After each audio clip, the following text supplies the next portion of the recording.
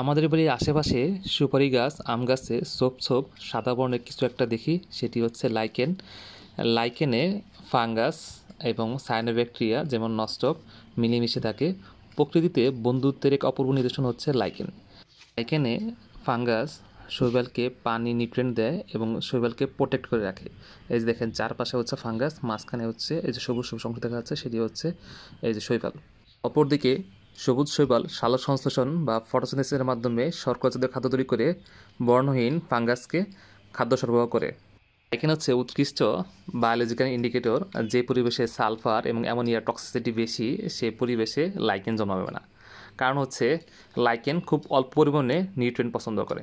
যখন বায়ুতে nitrogen dioxide অ্যামোনিয়ার পরিমাণ বেড়ে যায়, তখন লাইকেনে শৈবালের পরিমাণ অতিরিক্ত বৃদ্ধি পায় এবং ফাঙ্গাসের পরিমাণ তুলনামূলক কমে যায়। যেহেতু ফাঙ্গাস শৈবালকে নিউট্রিয়েন্ট ওয়াটার সাপ্লাই দেয় এবং শৈবাল সরাসরি বাতাস থেকে নিউট্রিয়েন্ট ওয়াটার অ্যাবজর্ব করতে পারে না, সেজন্য দেখা যায় যে কম ফাঙ্গাস অধিক পরিমাণে শৈবালকে খাদ্য সরবরাহ করতে পারে না, ফলে লাইকেনটি নষ্ট হয়ে যায়।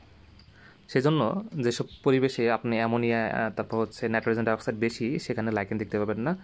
আবার অ্যামোনিয়া লাইকেন কন্ডিশনকে অ্যালকালাইন করে তোলে, আর হচ্ছে নাইট্রোজেন ডাইঅক্সাইড লাইকেনকে অ্যাসিডিক করে ফেলে।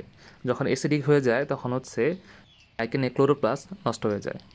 আবার বায়ুতে যখন সালফার ডাইঅক্সাইডের পরিমাণ বৃদ্ধি পায়, সালফার ডাইঅক্সাইড লাইকেনের ময়েশ্চারের সাথে বিক্রিয়া করে সালফিউরাস অ্যাসিড তৈরি করে। এই সালফিউরিক অ্যাসিড লাইকেনের পিএইচ কমিয়ে দেয়। কম পিএইচ বা অ্যাসিডিক কন্ডিশনে লাইকেনের ক্লোরোপ্লাস্ট নষ্ট হয়ে যায়।